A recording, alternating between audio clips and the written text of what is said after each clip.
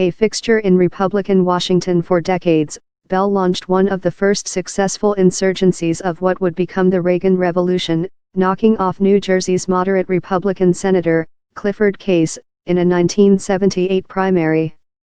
He lost the general election to a guy named Bill Bradley, despite drawing diagrams of the Laffer Curve all over the state. In his last years, Kristol told me, Bell became an ardent internationalist and a vocal defender of immigration. That was one of the impressive things about the American conservative movement, Kristol mused as we sat in his office, surrounded by a near avalanche of political tracts from the last few decades.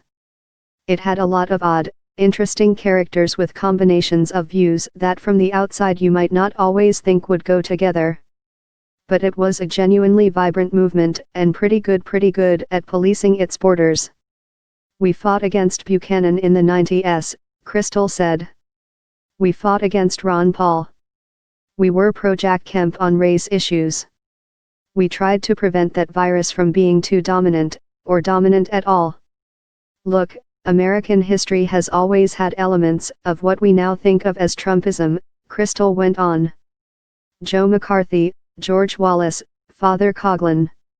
It's not as if these things haven't always existed, and they were powerful. The big difference is Trump is president. Think of Joe McCarthy being the nominee in 1952 and winning, he said. That is where we are. Kristol and I were talking a few days after the venerable activist conference known as CPAC left town. This year's gathering seemed to have severed the last narrow isthmus connecting Reagan's upbeat conservative movement to the new mainland of irate Republicans. Among the speakers at CPAC, in addition to Trump and Vice President Mike Pence, were Marion Marichal Le Pen, the youngest in a family of extreme French nationalists, and the top two officials from the NRA, who savaged the media in the wake of yet another school shooting. Meanwhile, Mona Charan, Kristol's friend and fellow traveler, was loudly booed for trying to talk about sexual harassment in the context of Roy Moore and, yes, Trump himself. The message could not have been clearer. A year into Trump's presidency, Republican activists in the rest of the country seem to have rallied around his politics of grievance, while in Washington, conservative thinkers who once ran the country huddle together in exile. Now it's Kristol and his contemporaries who find themselves on the frontier side of the border. I asked Kristol if he could still call himself a Republican, and whether he would if Trump was re-elected in 2020. The answer to the first question, he said, was yes. The answer to the second was no. I wondered whether he held himself at all culpable in having led us to where we are. He looked a little agonized by the question.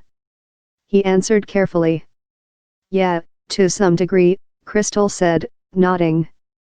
I think the failures of Republican governance led to a distrust of Republican elites, which is fair enough. I myself am part of that distrust. For all the ubiquity of the term, there are myriad meanings to the hashtag #NeverTrump inside the disenchanted conservative world. On the other side are the pro-governing conservatives who see Trump as a kind of Vichy government leader whose occupation of Washington must not be enabled. They castigate friends who work in the administration as traitors to the cause, if not the country. Kristol is mostly in the second camp.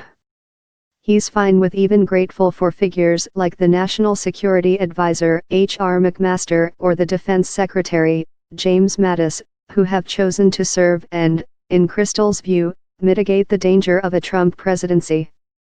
And yet, in a way that is truly remarkable for a guy who was once Vice President Dan Quayle's chief of staff, Kristol uses Twitter and his platform at the Standard to launch an unrelenting assault on his own party's president. You could say he is the clearest and most credible voice of Republican resistance in Washington.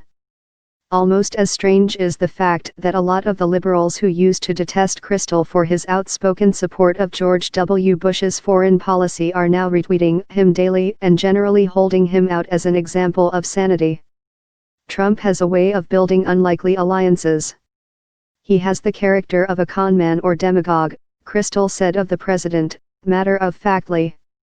And it's really bad for the country to have a demagogue as president, even if he's a demagogue who 30% or 50% or 70% of his policies are defensible or even correct. I'm absolutist on Trump, Kristol told me. He shouldn't be president. We should limit the damage he can do as president. And we should try as hard as we can to prevent him from being renominated or re-elected. To that end, Kristol has begun talking to like-minded conservatives about mounting a serious primary challenge or even an independent bid in 2020.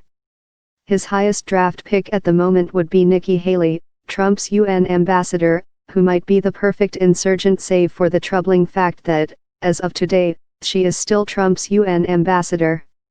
If he's not renominated, you can say, you know what, it was an aberration, Kristol said. Now, it's an aberration from which one has to learn lessons. I'm not trying to say there aren't elements of conservatism that were there already that Trump magnified, exploited, brought to light that we don't have to rethink certain things. But the way I think about it, we could try to make it more of a parenthesis than an inflection point. More of an unfortunate interruption in an otherwise honorable movement. When that movement got its start, back in the 1980s, Kristol and his contemporaries were the interlopers of their day, brash, ideological, worshipping of William Buckley and contemptuous of the mushy old guard. They wrested power mainly by following Jeff Bell's example and threatening to primary their party's leaders into extinction. Now, of course, it's Trump's supporters who are terrifying elected Republicans with the specter of hostile primaries. And Republican leaders who once opposed the president are flying white flags of surrender.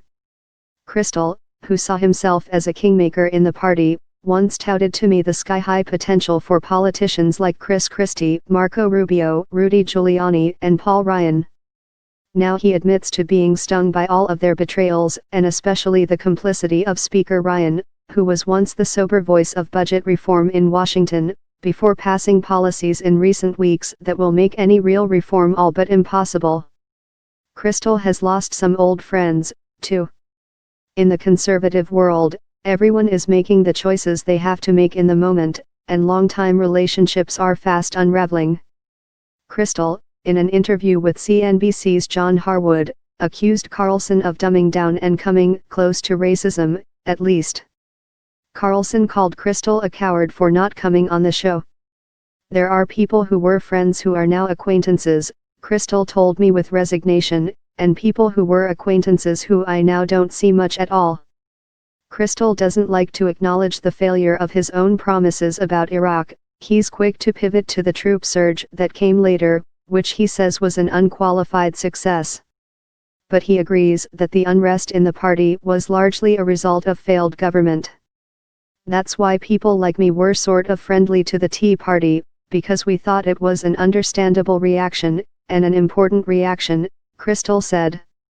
I suggested that by trying to use the resentment of popular uprisings, by playing to elements of the base with anti-government and xenophobic rhetoric over the years, he and other conservative strategists had made credible Trump's dark, demagogic worldview.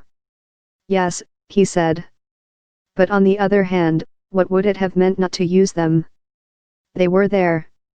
And Republicans were the less pro-government party, so you were going to get everything from responsible skepticism toward government to insane anti-government views. But they were still going to vote Republican. Before I could untangle this line of thought that if people were going to vote for you anyway, there was really no point in telling them they were wrong, Kristol got down to the truth. Having said all that, yes, I think there was probably a little too much fuzzing of those lines and failure to educate our own supporters, so to speak, he said. The Republican elites were a little more discredited than we realized. To Kristol, all of this is second-guessing, the stuff of graduate seminars decades on. To the degree that people like me could have done more, Kristol told me, then I think we need to do more now. He left unsaid the corollary, for the outcast leader of a defunct movement, there's really nothing left to lose.